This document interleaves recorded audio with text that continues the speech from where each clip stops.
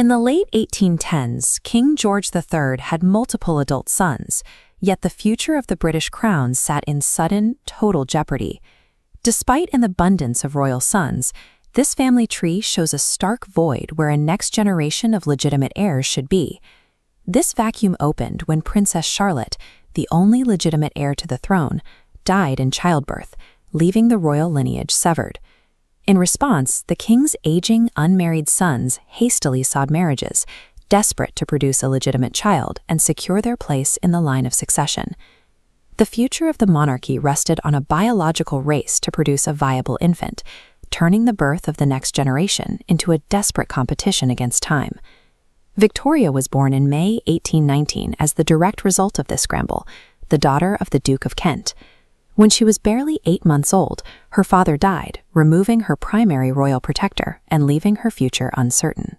Her widowed mother raised her within the confines of Kensington Palace, a setting that would define the boundaries of her world for nearly 2 decades. As an infant heir presumptive, Victoria occupied a precarious position in a power vacuum, surrounded by adults with their own political agendas. Those around her viewed her survival as a political chess match, treating the young princess as a pawn to be exploited for influence. 2 figures dominated her youth: her mother, the Duchess of Kent, and the Duchess's ambitious advisor, Sir John Conroy. Conroy designed the Kensington system, a restrictive set of rules illustrated by these red boundary lines, which dictated every aspect of Victoria's life. These tactics isolated the princess, cutting her off from other children and the influence of the wider royal court. The system mandated constant supervision. Victoria was required to share a bedroom with her mother every night until she ascended the throne. Conroy's regime aimed to render Victoria entirely dependent on him, ensuring he could exercise state power through a regency once she became queen. The system functioned as a mechanism to break the will of a political hostage, prioritizing Conroy's ambition over the preparation of a sovereign. Despite this psychological pressure, Victoria maintained a quiet internal resistance against her controllers. Her journals, started at age 13, provide a record of her intense resentment and the sharp observations of a teenager determined to remain independent. Outside the palace, King William IV acted as a counterweight to Conroy, harboring a deep personal dislike for Victoria's mother and her advisor. The king publicly committed himself to staying alive until Victoria reached 18, the age of legal majority, specifically to prevent a Conroy-led regency. William IV won this race by a matter of weeks, dying on June 20, 1837, shortly after Victoria's 18th birthday. The Kensington system backfired. Years of isolation produced a fiercely independent, deeply mistrustful young woman primed for rebellion. In the early hours of June 20, 1837, Victoria received word of the king's death and her immediate accession. Her first royal act was to demand an audience with the messengers alone, ending her mother's lifelong rule of constant presence. She followed this by ordering her bed removed from her mother's room, a physical declaration of her new independence. Victoria used these domestic maneuvers to systematically dismantle the Kensington system on her first day as queen. This defensive posture shaped the start of her reign, as she refused to be managed by the ambitious advisors who had sought to control her. Before presiding over decades of imperial transformation, the young queen first had to conquer the domestic prison designed to contain her, taking the throne entirely on her own terms.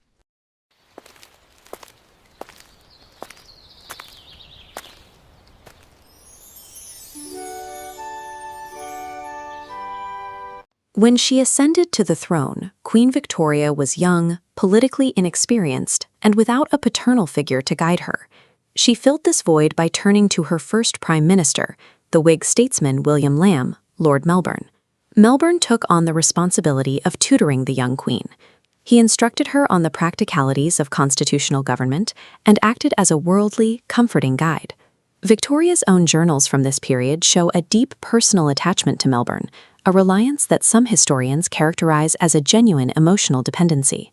A British monarch is expected to maintain political neutrality. Relying this heavily on a sitting, partisan prime minister created a significant vulnerability for the crown. This political difficulty surfaced in 1839, when Melbourne's Whig government fell from power following a narrow parliamentary defeat. The Conservative leader, Robert Peel, was invited to form a new government. Following customary practice, Peel requested that Victoria replace several of her Whig-affiliated ladies-in-waiting with Conservative appointees. It was a standard maneuver to ensure the royal court was supportive of the new administration. Victoria refused. Her deep attachment to her existing household and to Melbourne himself overrode protocol. Faced with this refusal, Peel declined to form a government, resulting in Melbourne's return to office for another 2 years. Known as the bedchamber crisis, this episode was seen by contemporaries as a reflection of Victoria's inexperience and personal partisanship. The crisis suggested that the monarchy's current arrangement was unstable. Victoria required a partner to help separate her emotional needs from the mechanics of the state.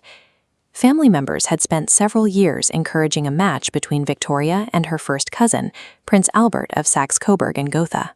They met in October 1839, an encounter that sparked a genuine romantic passion that Victoria documented heavily in her journals. Protocol presented a barrier. Because Albert was a prince and Victoria was the sovereign, tradition did not permit him to propose. Victoria asserted her authority as monarch and proposed marriage to Albert herself. The couple married on the 10th of February 1840 at the Chapel Royal in St. James's Palace. The marriage secured Victoria's personal happiness, but attempting to integrate a foreign prince into British public life created new points of friction. Many within the British political establishment viewed the German prince with considerable suspicion. This chart shows the initial financial slight dealt to Albert, comparing the income he expected against the lower amount actually granted by Parliament. This diagram shows another adjustment Albert faced. Parliament assigned him a lower formal precedence than native-born British royals. Seeking a practical role, Albert turned his attention to the royal household, finding its finances and administration in considerable disarray. He took responsibility for reorganizing the estate, slowly establishing a constructive role through administrative reform. By proving his competence within the palace walls, Albert established a foundation of practical value. This utility allowed him to move past his initial exclusion and secure his place as the Queen's primary confidant. Lord Melbourne's era of influence over the Queen eventually ended. It was replaced by a functional political partnership between Victoria and Albert. Albert steadily became Victoria's closest advisor and the co-architect of her government's internal operations. His reorganization of the household brought discipline to the Crown's activities. Albert's presence corrected the vulnerability exposed during the bedchamber crisis, providing Victoria with a non-partisan advisor to help her rule. As Albert's political responsibilities grew, so did the royal family. Victoria, the Princess Royal, was born in 1840, followed by the future King Edward VII in 1841. This family tree shows the scale of the dynasty they built, with a total of 9 children born between 1840 and 1857. Raising these children was part of a strategy to arrange marriages into royal houses across the continent. These international alliances would influence European relations for the following generation. The politically inexperienced teenager had developed into a formidable matriarch. The transition from the partisan volatility of the late 1830s resulted in a biological and political structure that would influence European diplomacy long after the bedchamber crisis was over.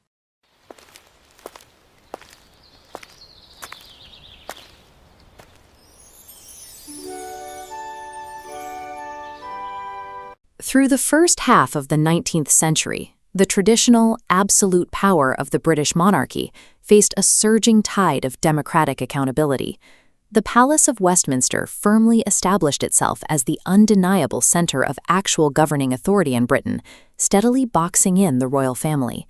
Within the palace walls, Prince Albert navigated a severe limitation. Upon his arrival in Britain, he encountered marginalization and public suspicion, holding a position as consort with absolutely zero formal constitutional power to act. Queen Victoria endured an immense physical limitation. Across less than 2 decades, she went through 9 pregnancies, a physical reality that historically removed female rulers from active governance.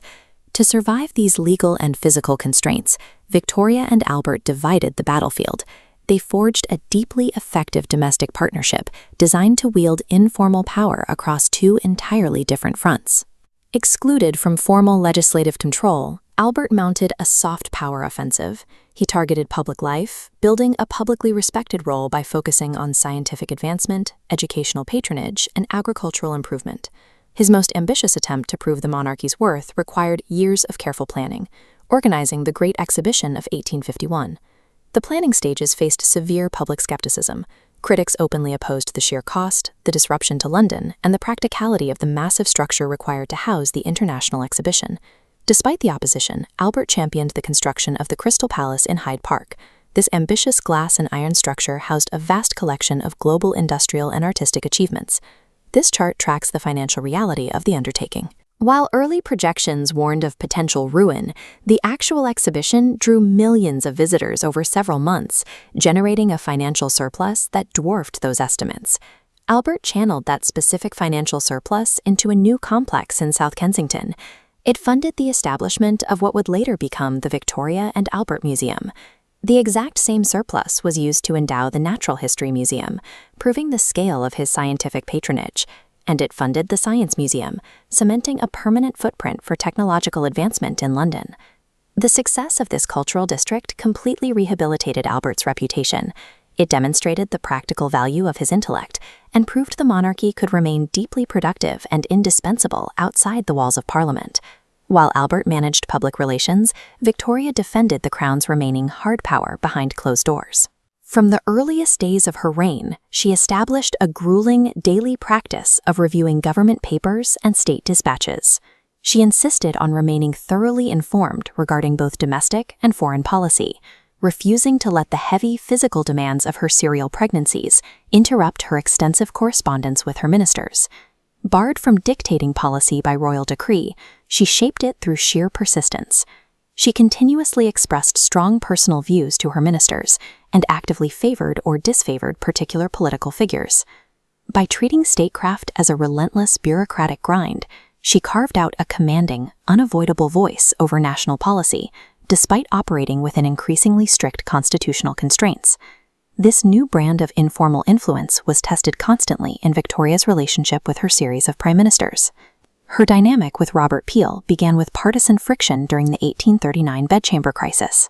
But during his second term, the royal couple came to value his obvious competence and integrity, pushing past their own inherited Whig sympathies to build a relationship of deep mutual respect.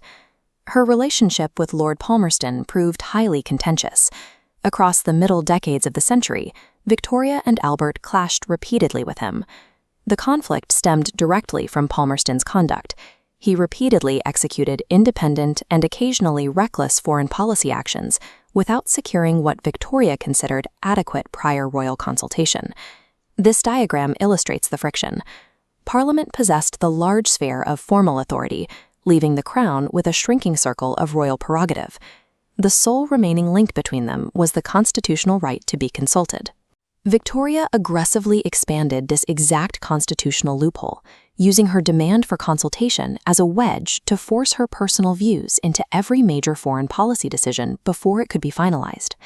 These continuous clashes with Palmerston mapped the practical boundaries of monarchical influence, establishing exactly how much personal power a sovereign could hold in an increasingly democratic system. By the time they entered the 1860s, Victoria and Albert had rewritten the rules of engagement between the Crown and the British state. They could not reclaim the absolute lawmaking authority of medieval kings, but they successfully halted the monarchy's slide into constitutional irrelevance. Their success relied strictly on a dual approach, Albert dominating the public square with celebrated works and scientific patronage, while Victoria applied relentless closed-door bureaucratic pressure on the government. This specific division of labor established the permanent survival blueprint that the modern British royal family still utilizes today.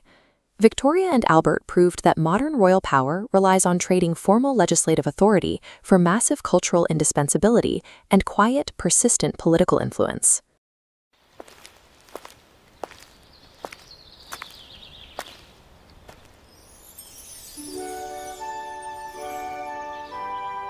The 1850s shattered the illusion of Victorian tranquility. For the British Empire, the decade arrived with a violent wake-up call. In 1853, the Crimean War erupted. The conflict was driven by a compounding struggle with Russia over influence in Ottoman territories. This map shows the geographic focal point of the war, the Black Sea and the Crimean Peninsula. Fighting here was a direct test of the regional balance of power, but the reality on the ground exposed a catastrophically rusty military machine. Reports flooded back to London detailing severe deficiencies in logistics and medical care for the wounded. Public frustration over this mismanagement boiled over into intense political controversy, causing the dramatic collapse of the government of Lord Aberdeen in 1855. Aberdeen's fall left the British government in disarray, creating a vacuum at the height of an active war. Victoria followed the progress of the conflict with evident anxiety. To stabilize the state, she needed a trusted advisor who could help her navigate the chaos.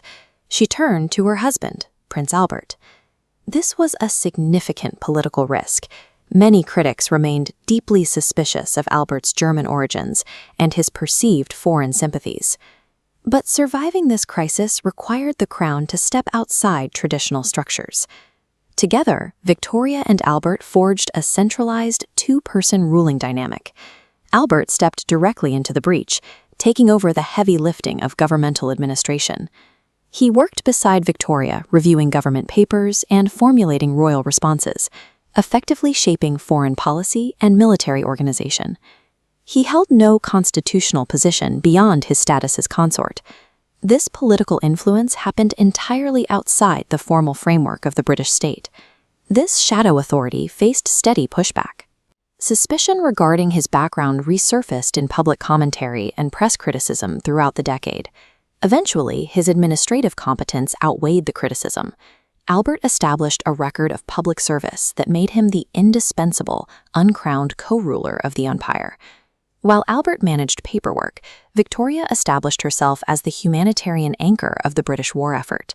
She formed a strategic alliance with Florence Nightingale, whose organization of nursing care in the Crimea had earned the Queen's genuine admiration. Mid-19th century practice offered the monarch limited capacity for direct intervention, so Victoria used her personal influence to back Nightingale's work. By the end of the decade, Victoria established the Crown as a primary advocate for public health reforms and the welfare of British soldiers. These public achievements were forged under intense private pressure. Their marriage faced constant strain from Albert's grueling work schedule, Victoria's volatile temperament, and the weight of managing a growing family. Yet Victoria's private journals show they remained devoted. She relied on Albert for everything, from emotional stability to practical judgment on political affairs. This shared crucible fused them into a single, unbreakable, and highly effective ruling entity. By 1856, the war was over. The British-led coalition had secured a successful outcome against Russia. Nightingale's reforms were taking root, and even Albert's critics had begun to accept his brilliance. As the 1850s ended, the monarchy and the royal marriage were operating at their absolute, triumphant zenith. But this golden era hid a structural vulnerability. Victoria had outsourced so much of her emotional stability and practical judgment to Albert that she was now dangerously exposed. This reliance guaranteed that any threat to Albert was an existential threat to the crown itself. That absolute reliance meant his unexpected early death would break Victoria's psychological state and drive her into a decades-long retreat from public life, leaving her to govern in total seclusion for the rest of her reign.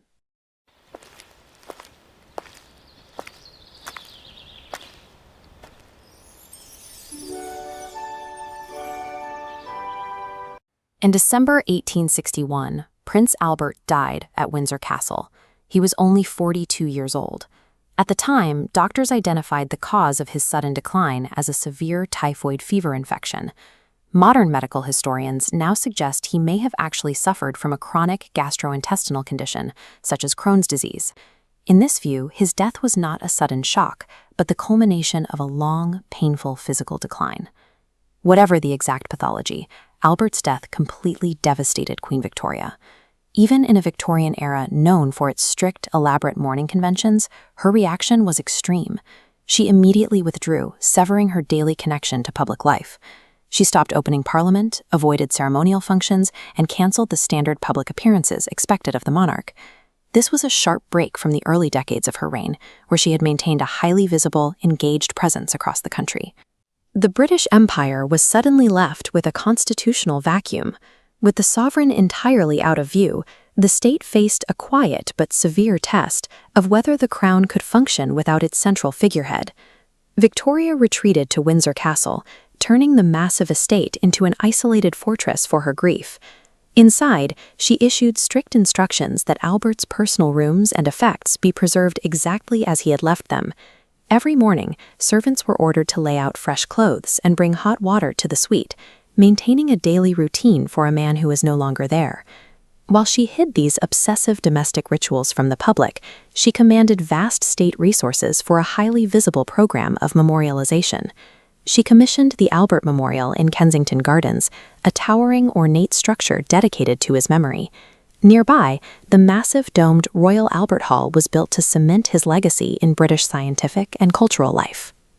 By anchoring her household in the past and erecting massive public monuments, Victoria turned the monarchy into a static, private memorial, one that continued to require substantial public funding while providing fewer public services. When she wasn't at Windsor, Victoria isolated herself further north, retreating to Balmoral Castle in the Scottish Highlands. Here, she relied heavily on John Brown, a Scottish gillie who had served the royal family before Albert's passing. Brown quickly evolved into her most trusted companion, providing a vital source of emotional support during her deepest isolation. Their closeness sparked intense contemporary gossip, leading to widespread speculation and the mocking public nickname Mrs. Brown. While surviving records leave some ambiguity, historians today view their relationship as a close, platonic friendship that gave the Queen a much-needed lifeline. But to the political establishment and the public, this reliance on a servant for companionship became a public relations disaster, pushing her further away from traditional elite circles. By the late 1860s and early 1870s, the British public's patience with their absent sovereign finally broke. Taxpayers began to fiercely question the expense of funding a monarchy that consumed substantial public money while providing zero public or representative service. This domestic frustration met an external catalyst in 1870, when the French Second Empire collapsed, sending a wave of Republican ideology across the Channel. The resulting European instability fueled domestic unrest, giving genuine political traction to anti-monarchy clubs and publications in Britain. This anti-royalist sentiment spread rapidly through political discourse, finding a highly receptive audience among a frustrated working class. This convergence of absence and external unrest resulted in what historians view as the most significant challenge to the monarchy's legitimacy during Victoria's long reign. Yet, throughout this decade of public absence, Victoria never actually relinquished her grip on the machinery of government. Behind closed doors, she continued her customary diligence, reviewing complex state papers and maintaining a demanding administrative workload. She managed her ministers from afar, relying entirely on extensive written correspondence and highly controlled private audiences. She was highly competent in executing the administrative mechanics of the state, but she completely neglected the representative duties required of a head of state. The instability of the early 1870s shows that administrative diligence is insufficient for a modern monarchy. A sovereign who is not seen eventually becomes a sovereign whose purpose is questioned, turning a personal withdrawal into a serious constitutional risk.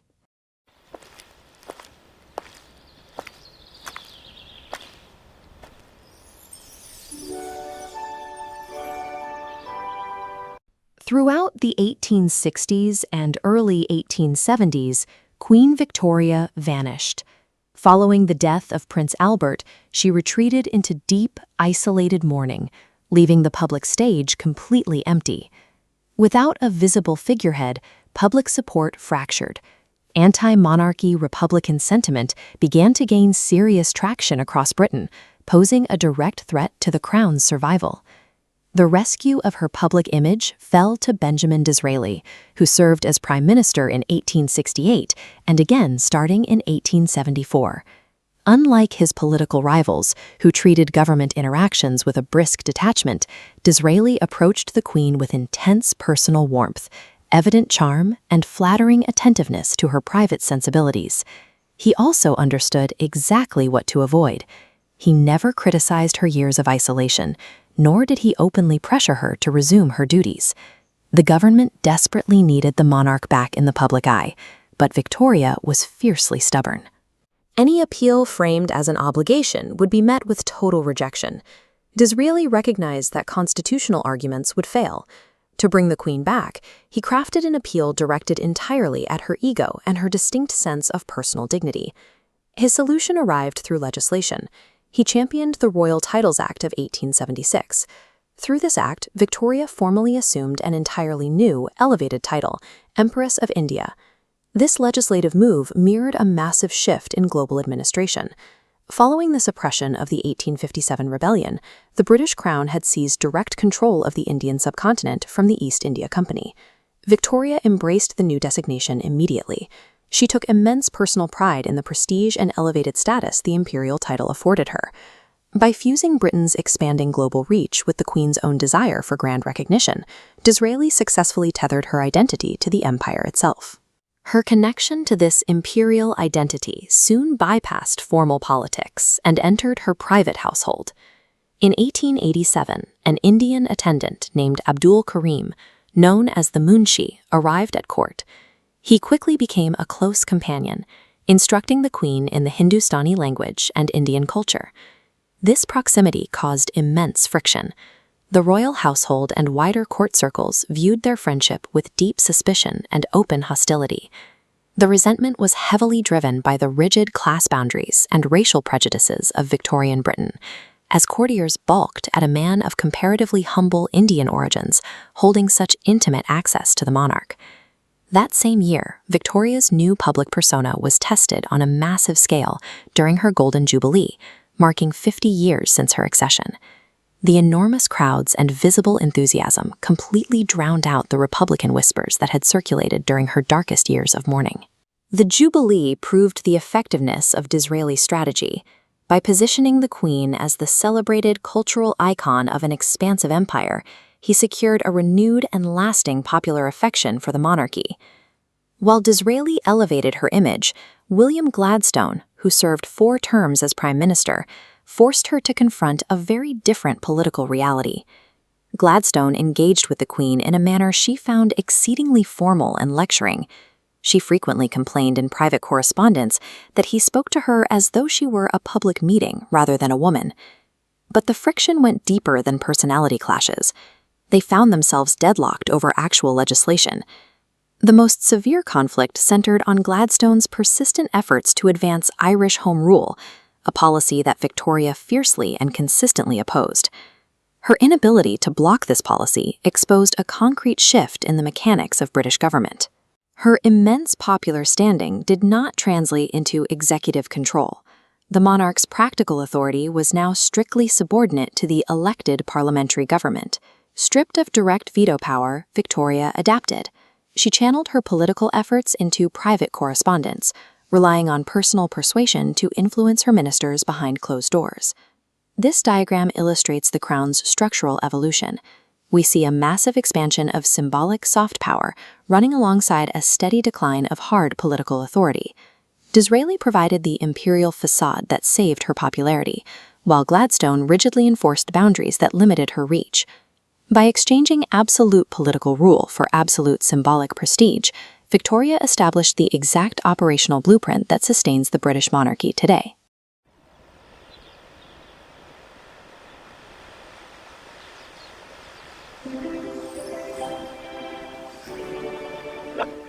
In her final decades, Queen Victoria projected an image of absolute, unyielding authority, commanding an empire that spanned the globe. Behind the imperial crown was a deliberate strategy of marriage. Victoria arranged for her 9 children, and eventually her grandchildren, to marry into the most powerful families on the continent. This web of alliances spread outward from London, embedding British royalty directly into the courts of Russia, Spain, Greece, and Germany. Victoria maintained this vast network through a relentless stream of personal letters, using maternal influence and private correspondence to mediate disputes and gather insight into foreign governments. The sheer density of these connections created a comforting illusion. Observers at the time believed that their shared bloodlines and polite family gatherings would naturally bind European powers together and prevent large-scale conflict. Yet, while Victoria focused on managing the continent through her relatives, she was actively creating a severe leadership vacuum within her own household. This massive web of kinship turned international relations into a private family matter, depending entirely on the personal correspondence and individual influence of a single matriarch. That vulnerability started with her heir. Throughout her reign, Victoria maintained a deeply strained, often hostile relationship with her eldest son, Albert Edward. Her resentment was rooted in profound personal grief. She irrationally but firmly held Edward responsible for contributing to temperament. This sharply contrasted with the rigid, dutiful character Victoria demanded of a future king, deepening her lifelong maternal disapproval. This domestic friction had direct political consequences. Viewing him as unfit, Victoria systematically barred her son from any substantive involvement in matters of state. For decades, the future King of England was denied access to confidential government papers or practical administrative duties, leaving him completely unpracticed in the mechanics of ruling. By allowing her private grief to override her constitutional responsibilities, Victoria actively sabotaged the transition of power, guaranteeing that an untested monarch would eventually inherit the throne. This map shows the intense European colonial competition in the late 19th century, known as the Scramble for Africa. The vast pink and red territories reflect a London assumption that British military dominance would ensure swift expansion across the continent. That assumption collapsed in 1899 with the outbreak of the Second Boer War. British forces faced severe, immediate military defeats. The grueling, protracted nature of the fighting against entrenched mobile populations quickly proved that the Imperial Army was not invincible. As reports of heavy casualties and stalled advances reached London, the aging Queen experienced profound distress, watching a distant conflict slip beyond her control. She reverted to habits formed decades earlier during the Crimean War.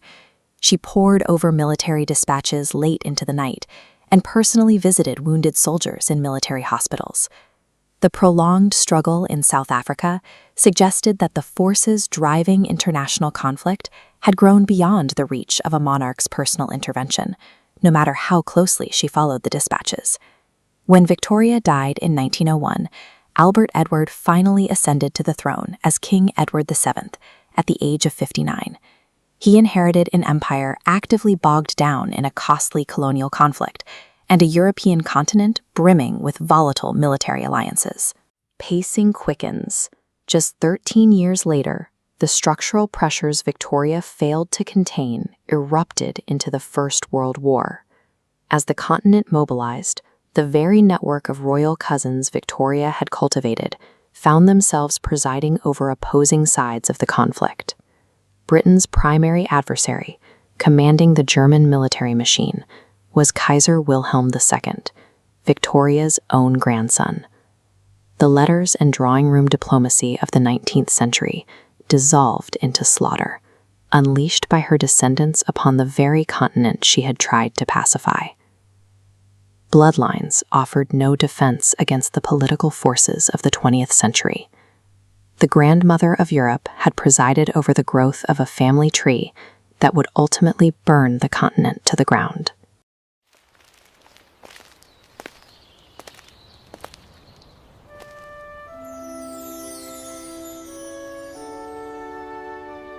In June of 1897, the streets of London erupted into celebration.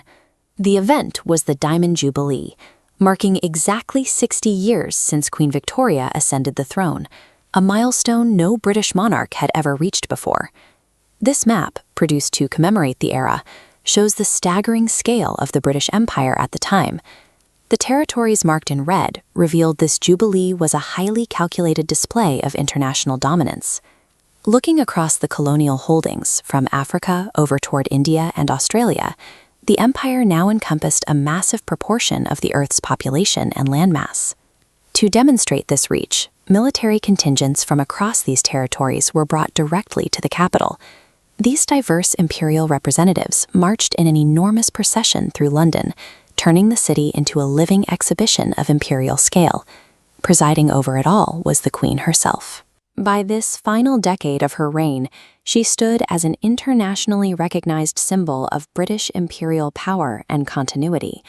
Yet behind the public pageantry and the imposing global image was a starkly different reality. The woman anchoring this colossal machinery was almost 80 years old, facing an imminent physical decline. By the late 1890s, Victoria's health was failing, her mobility steadily diminished with advancing age, and her eyesight grew increasingly clouded by cataracts, severely restricting her ability to travel or appear in public. Despite these physical hurdles, she refused to relinquish control over the daily operations of the state. Right up until the final weeks of her life, she maintained a punishing schedule of reading government dispatch boxes, handling correspondence, and receiving her ministers with characteristic diligence. The constitutional system hummed along without interruption, sustained almost entirely by her relentless work ethic, even as the human center of the empire faded from view.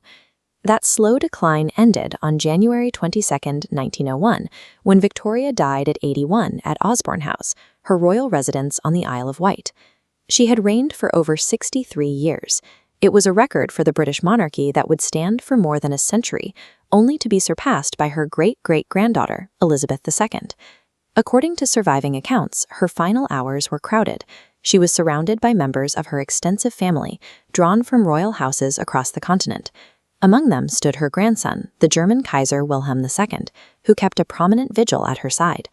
For decades, Victoria had meticulously cultivated a vast dynastic network across Europe through the strategic marriages of her children. But within little more than a decade, those carefully laid familial bonds would prove entirely useless in preventing catastrophic global conflict.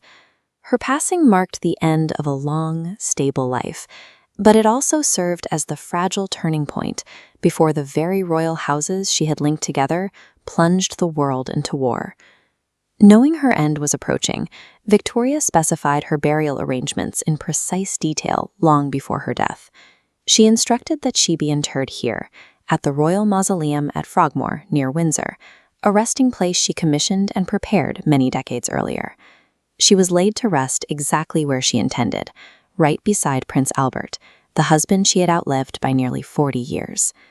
In the immediate aftermath of Albert's death, her acute, paralyzing grief had severely cost the monarchy its public standing. Yet, over the decades, that same unyielding devotion became widely respected, transforming into a deeply resonant human anchor for her reign. Looking past the immediate royal mourning, the Britain that Victoria left behind in 1901 was virtually unrecognizable from the one she had inherited in 1837. During her time on the throne, the nation experienced massive industrial, scientific, and economic expansion. Alongside rapid technological advancements, the country underwent sweeping political reforms, expanding the parliamentary franchise and extending voting rights across successive acts. Over 63 years, an older, rural, and aristocratic society evolved into a modern, highly industrialized political superpower. Victoria's personal role in this evolution resulted in a crucial political development: the gradual clarification of the constitutional conventions that govern the practical relationship between a sovereign and an elected government. Rather than exercising absolute political rule, she constructed a new model of influence, establishing an image of a stable, dignified, and family-oriented monarchy. This approach created a blueprint that would shape how Britain, and much of Europe, understood constitutional royal authority well into the 20th century.